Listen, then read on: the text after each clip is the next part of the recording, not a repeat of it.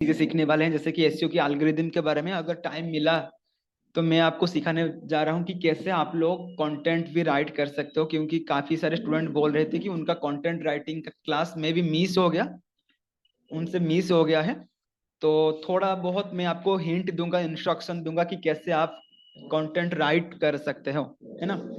तो थोड़ा सा ध्यान से आज की क्लास करिएगा, और जो भी मैं बोलने जा रहा हूँ, बहुत सारी चीजें मैं आज आपके साथ डिस्कस करने जा रहा हूँ, तो इसको ध्यान से सुनिएगा और थोड़ा सा नोट करके रखिएगा, क्योंकि ये एसईओ के अंदर जितने भी मैं चीजें आपको बताने जा रहा हूँ ना, वो आपकी नॉलेज को बूस्ट करने के लिए। क्योंकि अगर आप किसी क्लाइंट का काम कर रहे हो या कहीं पे जॉब करने जा रहे हो ना, तो इंटरव्यू में आपको पूछा जाएगा कि ये क्वेश्चंस की आंसर क्या है, तो आप बता नहीं पाओगे तो आपका एसईओ क्लास करने की कोई मतलब भी नहीं बनता है। एसईओ एक बहुत बढ़िया एक प्लेटफॉर्म है, बहुत बढ़िया चीजें हैं, जो कि अगर आप सीखोगे तो डेफिनेटली बहुत सारी चीजें कर सकते हो। आप हाई पेइंग जॉब ले सकते हो, नहीं तो क्लाइंट को हायर करके और आप एक बार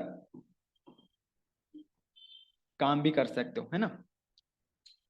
ठीक है, हम लोग अभी स्टार्ट करने वाले हैं। तो मैं आपको फर्स्ट क्लास में ऑलरेडी बता चुका हूँ कि ये जो इंटरनेट है, ये इंटरनेट के अंदर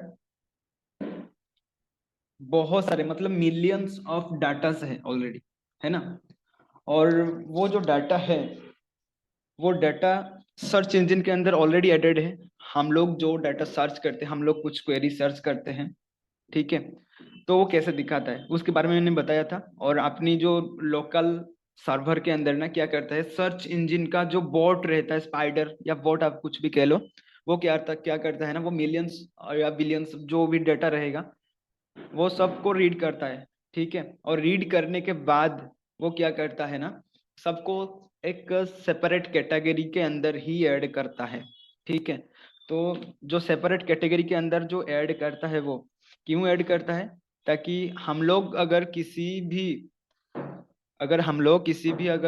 डाटा को फाइंड आउट कर रहे हैं ना, वो डाटा हमारे सामने आ जाना चाहिए। तो इसीलिए एल्गोरिदम का भी बहुत एक बड़ा फैक्टर रहता है। और उसी के साथ हम लोग जो सर्च इंजन जो पहले क्लास में रीड किए थे, सीखे थे, उसके बारे में वो भी काफी मायने रखता है ना।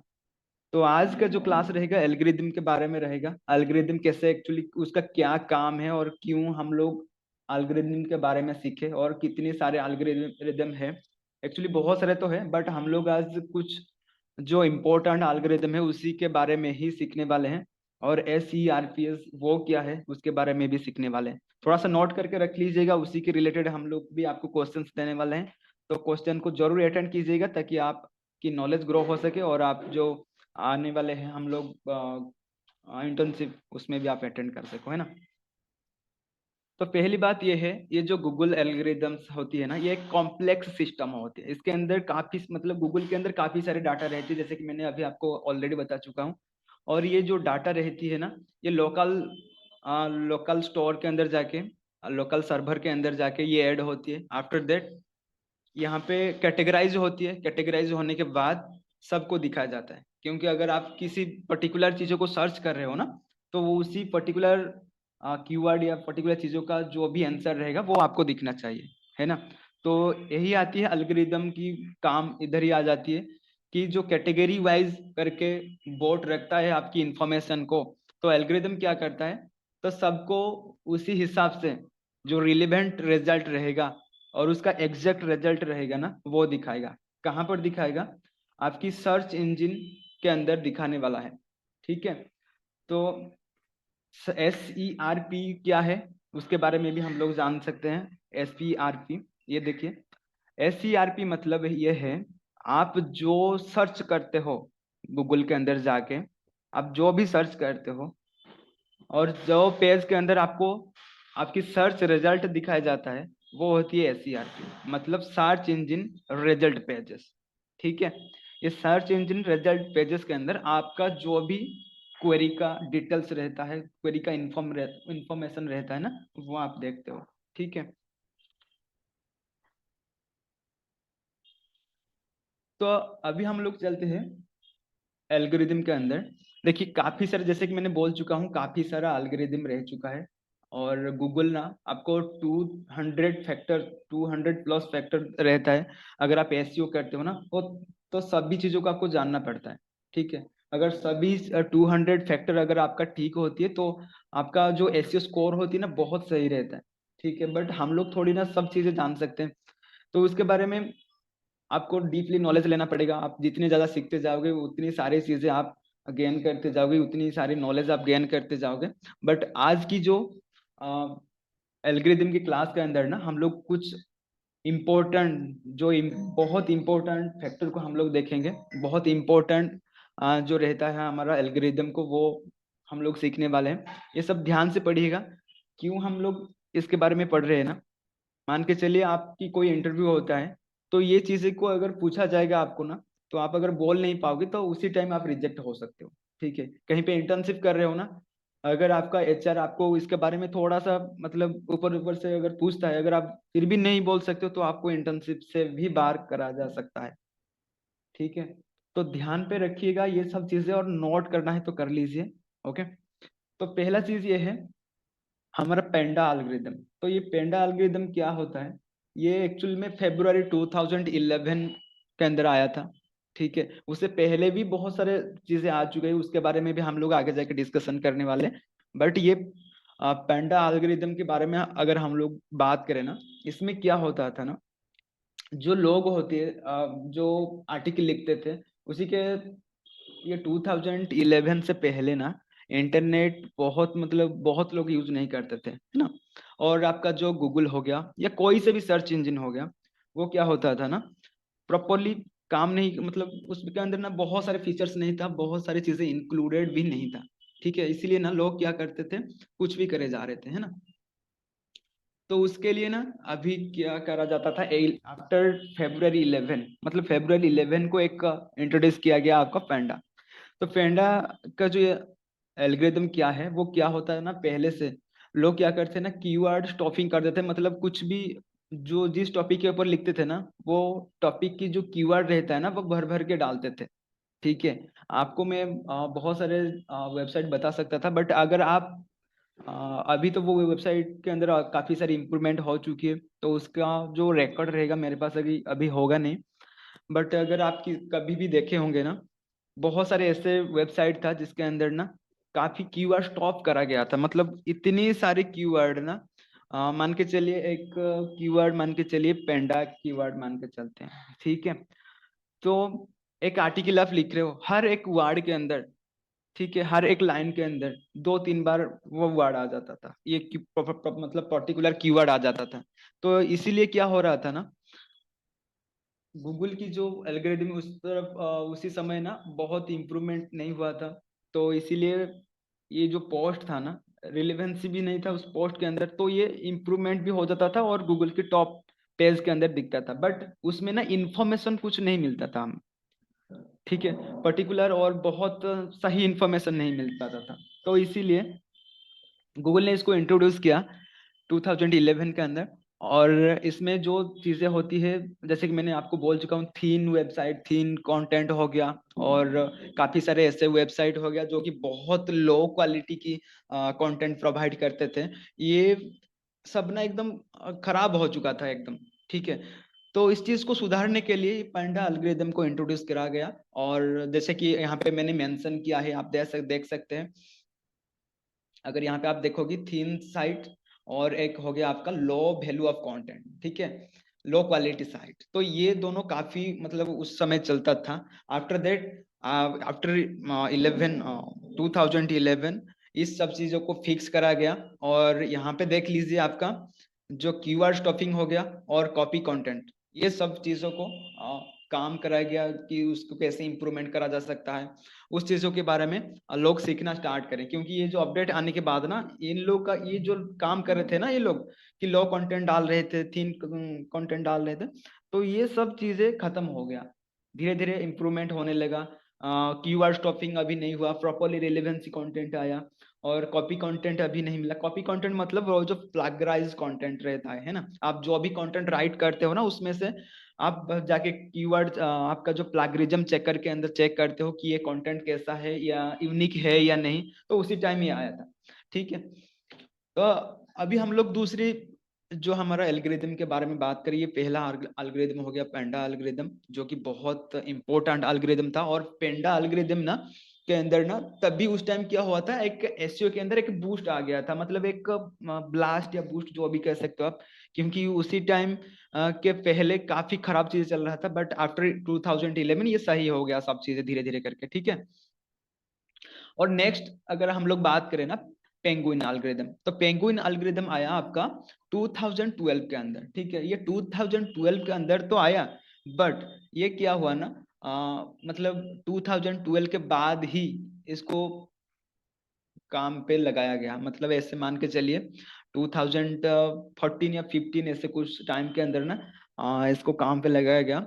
उसका जो इफेक्टिवनेस जो रहता है ना, अगर एक चीजों को आप इंट्रोड्यूस करा रहे हो, एक एल्गोरिदम को इंट्रोड्यूस करा रहे हो, बट वो क्या हो रहा है ना, थोड़ा सा टाइम लेके वो काम कर रहा है, तो उसी हिसाब से ये एक्चुअली चल रहा था। और ये बेसिकली पेंगुइन एल्गोरिदम जो आया अभी आया है 2012 के अंदर, तो इसमें क्या हुआ था ना, काफी सारे लोग क्या कर रहे थे ना, आफ्टर 11 लोग तो कंटेंट राइटिंग अच्छे से करना स्टार्ट कर चुके थे।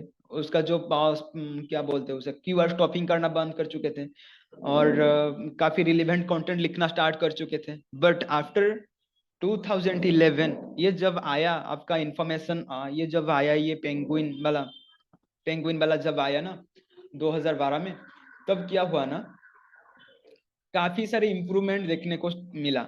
क्योंकि इसमें पहले से लिंक स्पैम करा जाता था, मान के चलिए जो बैकलिंक्स के बारे में अगर मैं बात करूँ ना, उसी टाइम इतने सारे बैकलिंक्स बनाया जाता था, तो उसी हिसाब से आर्टिकल रैंक करता था, और वेबसाइट भी बहुत सही में रैंक करता था। क्योंकि जितनी जो वेबसाइट के अंदर जितने सारे आपका कंटेंट रहता है, कंटेंट के अंदर लिंक रहता है ना, तो वो वेबसाइट वो पोस्ट उसी हिसाब से ही रैंक करता था, ठीक है। तो प्रॉपरली उसमें तब तक एसईओ नहीं आया था, है ना। तो लिंक स्पैमिंग बहुत ज्यादा बढ़ जाता था, और अनवांटेड बैकलिंक भी बनता था, एकदम इतना स्पैम हो रहा था आप सोच भी नहीं सकते, बहुत ज्यादा।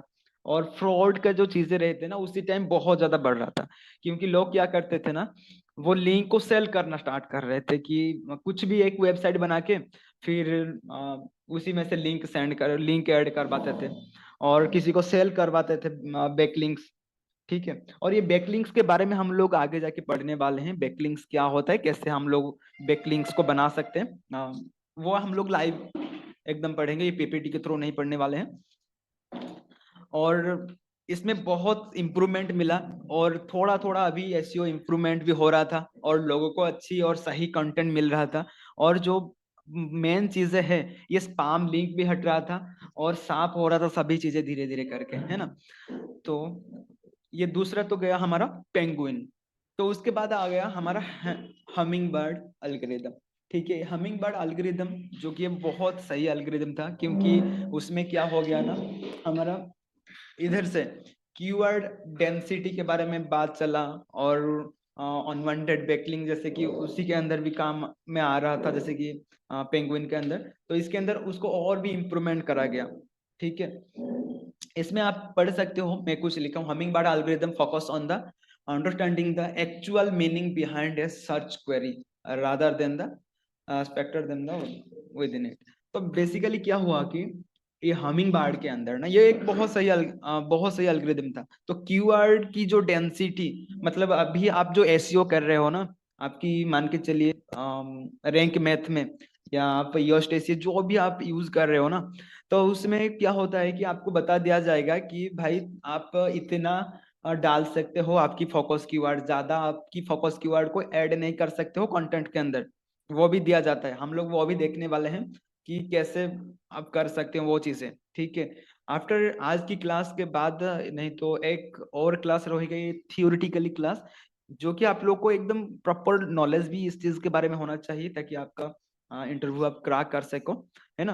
तो ये जो कीवर्ड डेंसिटी के बारे में मैं बात कर रहा हूँ ना, ये क्या हो रहा था, पहले कुछ भी कीवर्ड डालते थे, जैसे कि मैंने बोला अभी आपका ईयोस्ट के अंदर या आपका रैंक मैथ के अंदर आपको एक ऑप्शन मिल जाएगा कि इतनी कीवर्ड आपको अभी डालना पड़ेगा, ज्यादा डालोगे कि तो वो रेड हो जाती है ना।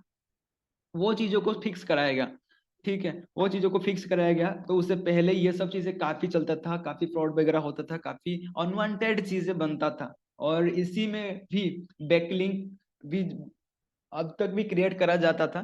बट हमिंग बर्ड एल्गोरिदम आने के बाद ना, इसको थोड़ा सा इम्प्रूवमेंट करने के बाद ये क्या हुआ ना, और भी बेहतर बन गया, बेहतर चीजें इंट्रोड्यूस हुआ। और उसके साथ ये बैकलिंक का जो फालतू चक्कर था ना, वो थोड़ा धीरे धीरे कम होने लगा। तो इसका सॉल्यूशन क्या है, अगर इसका ऐसा कुछ आया है तो इसका सॉल्यूशन में भी क्या है? तो इसका सॉल्यूशन ये है कि अगर आप अच्छी क्वालिटी बैकलिंक बनाते हो, ठीक है, ये ध्यान रखिएगा, ये एक बार नोट कर लीजिएगा। अगर आप अच्छी क्वालिटी बैकलिंक बनाते हो तो डेफिनेटली आपको बहुत अच्छे रिजल्ट मिलने वाला है। ठीक है, बहुत अच्छे रिजल्ट मिलने वाला है। और ये हमिंग बर्ड एल्गोरिदम ना 2013 में आया था, एक बार नोट कर लीजिए, मैं यहाँ पे लिखना भूल गया हूँ। 2013 में आया था हमिंग बर्ड एल्गोरिदम। ठीक है, मैं यहाँ पे लिख लेता हूँ, 1 सेकेंड। आप सब एक बार नोट कर लीजिए, 2013 को आया था हमिंग बर्ड एल्गोरिदम। और उसके साथ ही क्या हुआ, जैसे कि मैंने बोला अभी, आप 2 स्टेप आप लिख के रख लीजिए। डोंट डू कीवर्ड स्टॉपिंग, आप कीवर्ड स्टॉपिंग मत कीजिएगा। और दूसरा चीज, check your keyword density time to time, and do write the perfect and quality content और विथ बैकलिंक, है ना। तो अगर आप बैकलिंक क्वालिटी बैकलिंक करोगे, क्वालिटी बैकलिंक कैसे करोगे वो मैं आपको बताने जा रहा हूँ जो आगे आने वाली क्लासेस में। और उसके साथ और एक चीज अभी मैं बता देता हूँ, जो भी आप बैकलिंक जहां से भी लोगे ना, मान के चलिए किसी की डोमेन अथॉरिटी रहेगा ना, वो काफी कम है, मान के चलिए 1 या 2 या 5 के नीचे रहेगा। उससे अगर आप एक बैकलिंक लेते हो, उससे अगर आप 100 बैकलिंक लेते हो, मान के चलिए 5 वाला जो डोमेन अथॉरिटी वाला वेबसाइट है ना, उससे आप 100 लेते हो बैकलिंक। और एक हो गया 60 वाला डोमेन अथॉरिटी वाला वेबसाइट से अगर आप अभी 1 या 2 बैकलिंक लेते हो ना, तो ये बराबर से ज्यादा भी ये बनता है। ठीक है, क्योंकि इसी में से आपको कुछ भी रिजल्ट नहीं मिलने वाला है, क्योंकि यहाँ पर ट्रैफिक 0 रहेगा, बट यहाँ पर ट्रैफिक बहुत सही रहने वाला है। ठीक है, मतलब आप ऐसे भी मान सकते हो मिलियंस में भी ट्रैफिक रह सकता है, बट यहाँ पे 100 लिंक का कुछ भी मतलब नहीं बनता। बट यहाँ पे जो एक लिंक भी अगर लोगे ना, तो आपकी वेबसाइट, आपकी पेज को बूस्ट कराने में ये बहुत ज्यादा हेल्प करने वाला है। ठीक है, ये सब चीजों को थोड़ा सा ध्यान पे रखिएगा। और आप जो बोल रहे थे ना कि आप बैकलिंक लेने चाहते हो, उस दिन क्लास में हम लोग जो डिस्कस कर रहे थे, तो अभी आप सोच लीजिए, आप हर एक से बैकलिंक लेना चाहते हैं क्या? ठीक है, एक बार सोच लीजिए। और बैकलिंक उसी से लिया जाता है जिन आपकी जो कैटेगरी रहेगा, मान के चलिए आपका एंटरटेनमेंट कैटेगरी होगा। आपका अगर एंटरटेनमेंट कैटेगरी होगा तो उसी एंटरटेनमेंट कैटेगरी से अगर आप बैकलिंक लेते हो तो वो काम करता है प्रॉपरली। ठीक है, नहीं तो अगर आप और किसी वेबसाइट से अगर लोगे ना, तो उसमें आपको फायदा नहीं मिलने वाला है। ठीक है ना, तो इसके बारे में हम लोग आगे जाके डिस्कशन करने वाले हैं। और ये रहा बेसिकली हमिंग बर्ड एल्गोरिदम। और तो थोड़ा इसमें अच्छी क्वालिटी बैकलिंक क्रिएट कीजिएगा, और जो कीवर्ड डेंसिटी रहेगा उसको अच्छी तरीके से ऐड कर लीजिएगा। तो अभी ये रैंक ब्रेन 2015 में आया था। ठीक है, रैंक ब्रेन आया था 2015 के अंदर। ओके, बट इसको थोड़ा सा हम लोग रखते हैं और आगे जाते हैं, उसके बारे में हम लोग डीपली मतलब सोचने वाले हैं कि क्या चीज है, उसके बारे में फिर से मैं बताऊंगा आपको। देखिए, रैंक ब्रेन जो एल्गोरिदम है, as per the Google, rank brain is the most important algorithm. ठीक है, as per the Google, rank brain is the most important algorithm. The purpose of this algorithm is to, ये क्या उसका purpose particularly ये है कि best information according to your search console. अच्छा, तो बेसिकली इसका क्या मेन रीजन है कि आपका जो भी चीजें रहेगा, जो भी आप कंटेंट वगैरह राइट करोगे ना, वो अच्छे से राइट कीजिएगा। और उसमें क्या होता है कि जो इन्फॉर्मेशन आप लोगों को देना चाहते हो, वो रिलेवेंसी होना चाहिए। ऐसे कि नहीं, अगर आपकी कीवर्ड कुछ रहता है और अगर आप कुछ और अलग चीजें लिखते हो, वो एकदम खराब होती है रैंक। और यहाँ पे आप डेफिनेशन भी अच्छे से रीड कर सकते हो। Rank brain is a system by which Google can better understand like user intent of A search query.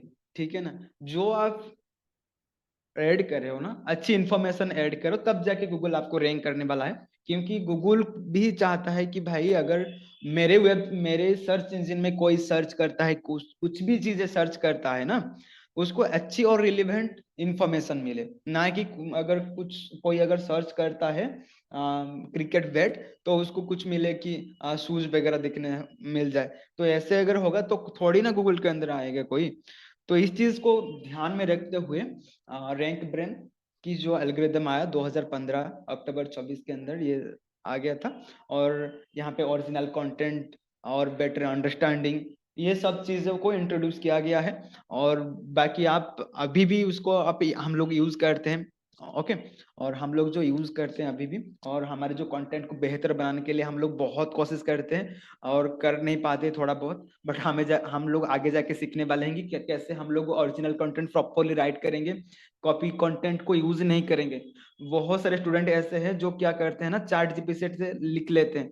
भाई चैट जीपीटी से लिखो, मैं मना नहीं कर रहा हूँ, चैट जीपीटी को यूज करो। ऐसे नहीं कि पूरा का पूरा कंटेंट आप चैट जीपीटी से लिख लो, पूरा का पूरा कंटेंट आप गूगल बायर से लिख लो, पूरा का पूरा कंटेंट आप कोई एआई टूल को यूज करके लिख लो। भाई ऐसे क्यों कर रहे हो? आपकी खुद की पैर को आप खुद मतलब कुल्हाड़ी मार रहे हो।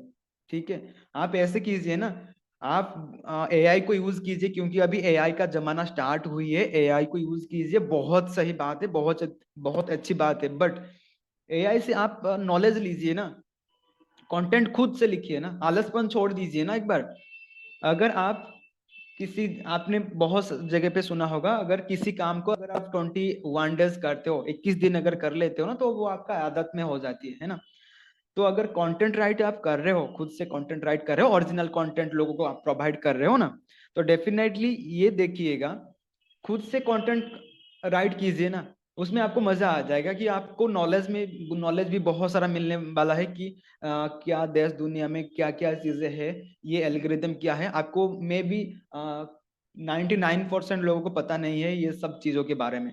इसीलिए मैं आपके साथ इंट्रोड्यूस किया, इसके बारे में मैं आपके साथ शेयर किया है, ताकि आपकी इंटरव्यू को आप क्रैक कर सकते हो, कहीं पे इंटर्नशिप कर सकते हो, किसी को नॉलेज दे सकते हो। अगर आपको नॉलेज नहीं लेना है, आपको नॉलेज गेन भी नहीं करना है, आप एक बार थोड़ा सा ये चीजें सीख लो, ताकि आपके जो बच्चे होंगे या किसी को आप तो नॉलेज शेयर कर सकते हो ना। नॉलेज जितना शेयर करोगे उतना इंप्रूवमेंट होगा आपका, और नॉलेज आपका उतना ही बढ़ने वाला है। तो चीजें क्या, बेटर से बेटर चीजें सीखने की कोशिश कीजिए। और डेफिनेटली जैसे कि मैंने बोला, ओरिजिनल कंटेंट तो आप चैट जीपीटी को यूज कीजिए, मैं मना नहीं कर रहा हूँ। चैट जीपीटी से इंफॉर्मेशन लीजिए, और उधर से आप थोड़ा सा ऐसी चीज ले सकते हैं जो कि आपको हेल्प करे कंटेंट राइटिंग करना। बट आप पूरा का पूरा जो कंटेंट है चैट जीपीटी से मत लिखिए, आपका ही नुकसान है, क्योंकि आपका जो आलसपन आपको आ जाएगा और आप कंटेंट राइट करना नहीं चाहोगे। आप ऐसे वे फाइंड आउट करोगे जिस वे के अंदर मतलब बहुत सारे मतलब इजीली तो आप कंटेंट राइट कर सकते हो, बट वो उसको रैंक करने के लिए आपको बहुत दिन तक लग जाएगा। और मे बी गूगल आपको पेनलाइज भी कर सकता है, और आपका कंटेंट भी रैंक नहीं हो सकता है। देखो एक एल्गोरिथम, उसके बारे में मतलब ऑलरेडी मैं बता चुका हूँ।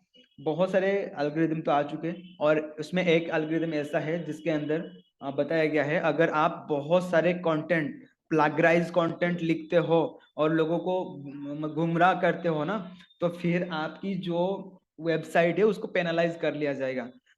ठीक है, मेरा स्क्रीन दिख रहा है या नहीं दिख रहा है, एक बार थोड़ा सा कंफर्म कर लीजिए ना, मैं भी गलती से हट गया है एक बार। दिख रहा है क्या मेरी स्क्रीन? पीपीटी दिख रहा है क्या आपको? ओके ओके ओके, गलती से माउस, 1 मिनट बस, 1 मिनट।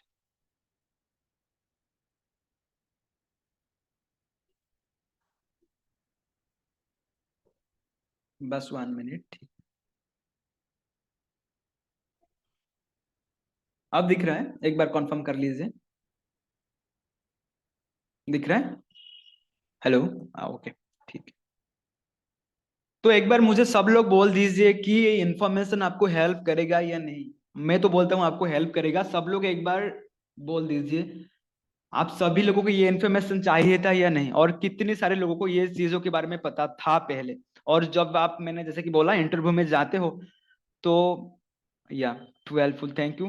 देखिए ये सब चीजों को आपको डेफिनेटली जानना है, और हम लोग जो भी चीजें सीखने वाले हैं ना, वो आपको और भी इम्प्रूवमेंट कराएगा आपकी नॉलेज को, और गेन कराएगा आपको जॉब भी।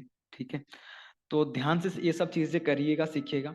हाँ, जैसे कि मैंने बोला कंटेंट राइटिंग के बारे में, मुझे हर दिन बहुत सारी कॉल आती है कि सर हम लोगों ने कंटेंट राइटिंग की है यूजिंग चैट जीपीटी, क्योंकि चैट जीपीटी से यूट्यूब के अंदर बोला जा रहा है कि अगर चैट जीपीटी से लिखोगी तो मंथ के अंदर 4,000 5,000 डॉलर कमाओगे। ठीक है भाई, आपने कितना कमा लिया वो तो बताओ। ठीक है, कोई नहीं बताता है कितना कमा लिया, वो आपको ऐसे ही बता देगा कि चैट जीपीटी से लिखोगी तो रैंक हो जाएगी और आपको इतना सारा पैसा मिल जाएगी। भाई हाँ, मैं मानता हूँ चैट जीपीटी से लिखने के अंदर भी आप रैंक करा सकते हो आपकी पोस्ट को, बट आपको डीप नॉलेज होना चाहिए, उसके अंदर से इंफॉर्मेशन कलेक्ट करके खुद से लिखो ना एक बार। तो आपकी जो एकदम क्या बोलते हैं उसे, एकदम नॉलेज बूस्ट हो जाएगी, और जब भी आप कंटेंट राइट करोगे ना, तब आपको एक मतलब आइडिया भी बन जाएगा कि कैसे राइट करना है, क्या क्या चीजें करना है। ठीक है, तो इसको थोड़ा सा ध्यान में रखिए और आपकी काम कीजिए। ठीक है, और यहाँ पे आती है ना पेज एक्सपीरियंस अपडेट।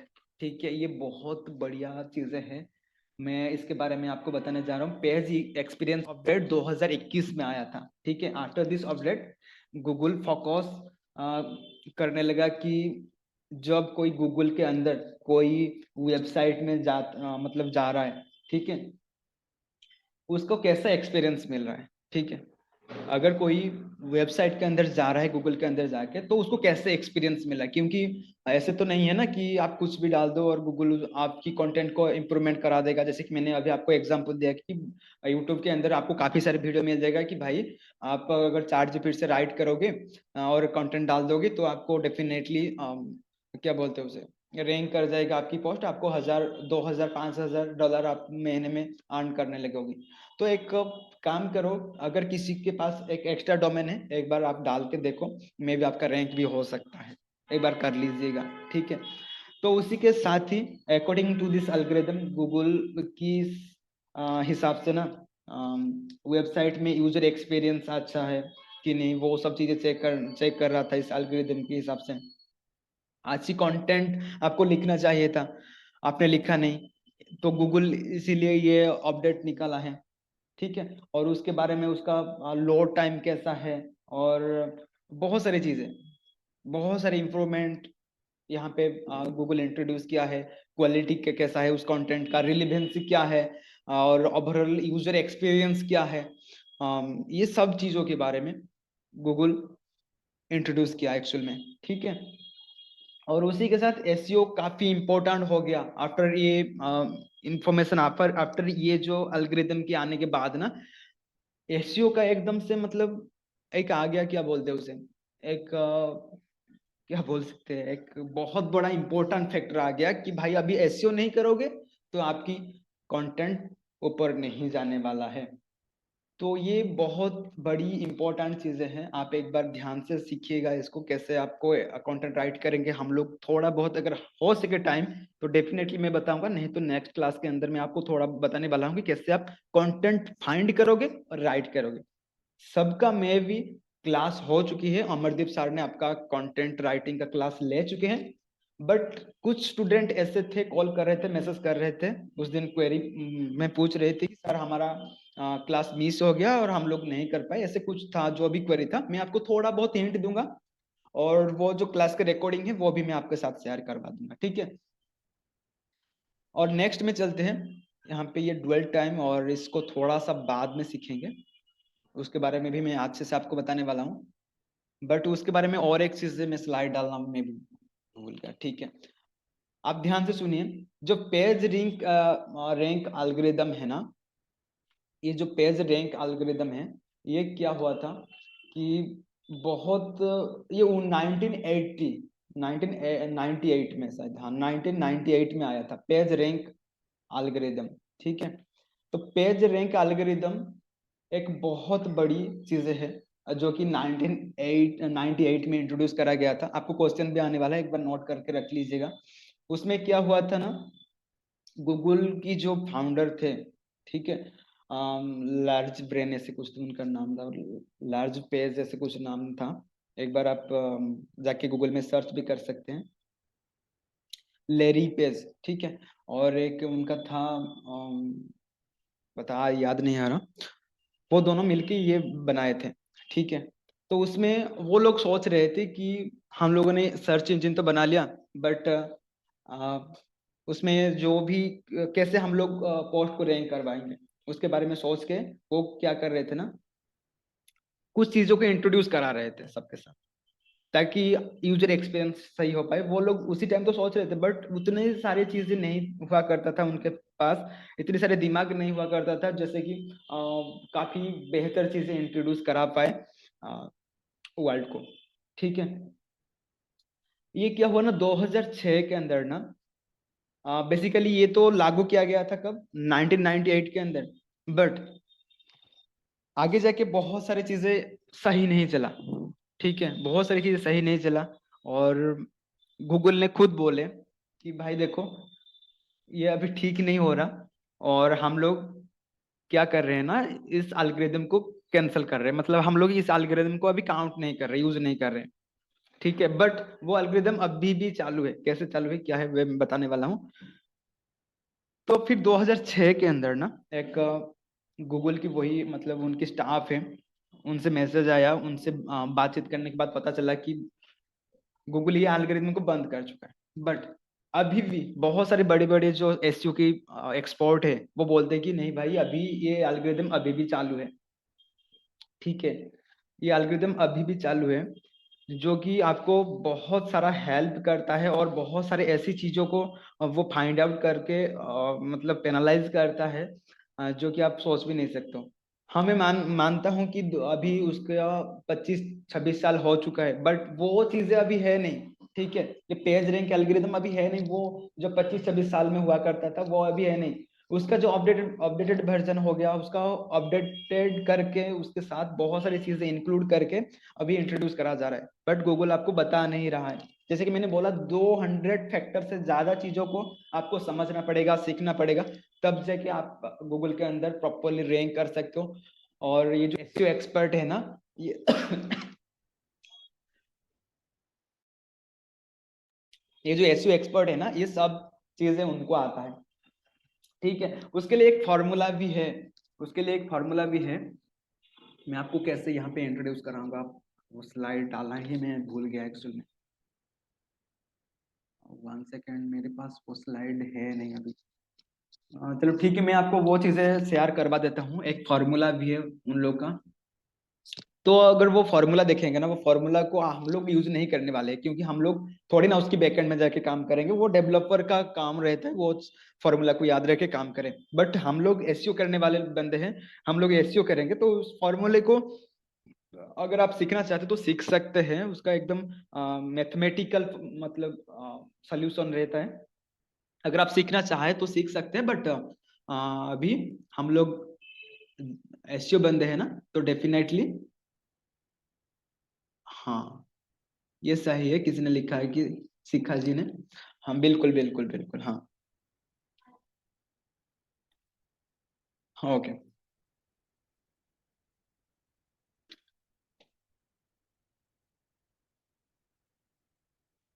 तो हाँ, तो मैं बोल रहा था वही पेज रैंक एल्गोरिथम के बारे में, कि तभी क्या हुआ था कि ना, कौन सी पेज को रैंक देना है, और कैसे रैंक करना है, जैसे कि नंबर 1, नंबर 2, नंबर 3, नंबर 4 में किसको रखना है, रखना नहीं, उसके बारे में सोच के वो चीजें बनाया गया था।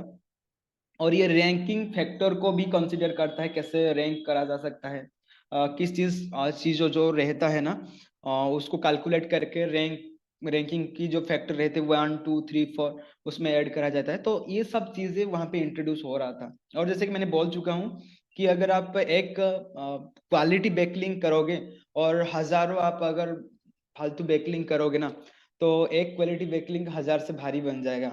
अगर आप जिसका वेबसाइट की ऑथोरिटी काफी खराब है, जो कि ये फॉर्मूला को यूज करके निकाला जाता है, अगर किसी ऑलरेडी मैं बात बोल चुका हूँ कि किसी अगर डोमेन अथॉरिटी खराब से आप अगर आप बैकलिंक लेते हो, तो आपकी वेबसाइट रैंक नहीं होने वाला है। बट अगर एक ही अगर हाई अच्छी क्वालिटी मतलब बैकलिंक लेते हो जिसका 50-60 बैक मतलब क्या बोलते हैं उसे डोमेन अथॉरिटी होगा, उससे अगर आप लेते हो ना तो डेफिनेटली आपकी जो स्कोर है ना वो तो इंक्रीज रहेगा रहेगा, उसी के साथ आपको आने वाला है जो ट्रैफिक आने वाला है ना वो वही क्वालिटी बैकलिंक से ही आ सकता है और किसी से नहीं मिल सकता है आपको। ये थोड़ा सा ध्यान रखिए, रख के काम कीजिएगा। और इसके बारे में हम लोग ज्यादा भी डिस्कस करने वाले हैं जब हम लोग बैकलिंक सीखते रहते हैं, है ना। तो वो क्लास भी हम लोग करने वाले हैं, तो इसको थोड़ा सा ज्यादा ध्यान रखिएगा। और अभी हम लोग चलते हैं जो कि डुअल टाइम। देखो भाई, डुअल टाइम बहुत सही चीज है। डुअल टाइम एक्चुअली ये है, अगर आप किसी पेज के अंदर विजिट कर रहे हो, ठीक है, अगर आप किसी कीवर्ड को रिसर्च करें और आपको एसईआरपी के अंदर ना बहुत सारे पेजेस दिखना स्टार्ट हो जाती है, और ऐसा तो है नहीं कि आप हमेशा वही फास्ट लिंक को क्लिक करके जाते हो, तो आप तो फाइंड आउट करते हो कौन सा वो रिलेवेंट होगा कौन सा नहीं, है ना। तो जो क्लिक करके आप जाते हो ना किसी पर्टिकुलर पेज के अंदर, तो वही चीजों को हम लोग डुअल टाइम बोलते हैं बेसिकली, ठीक है। तो उसी के अंदर आप लोग जाते हो और फिर जितने टाइम मान के चले 5 मिनट रहते हो, तो आपका डुअल टाइम हो गया 5 मिनट। अगर किसी वेबसाइट के अंदर 5 सेकंड के अंदर आप निकल के आ जाते हो, तो उसका डुअल टाइम हो गया 5 सेकंड। तो ऐसे काउंट करा जाता है। तो यहाँ पे आती है, तो बाउंस रेट फिर क्या है? अगर डुअल टाइम ये चीज है तो बाउंस रेट फिर क्या है? तो बाउंस रेट का अगर मैं आपको बताऊं, यहाँ पे एक इमेज भी आपके साथ मैं इंट्रोड्यूस कर रहा हूँ। देखिए, बाउंस रेट ये होती है, अगर कोई आपकी वेबसाइट के अंदर विजिट कर रहा है, ठीक है, विजिट करने के बाद कितनी देर भी रहे उसकी उसका कुछ फर्क नहीं पड़ता, 5 मिनट रहे 10 मिनट रहे, कोई फर्क नहीं पड़ता।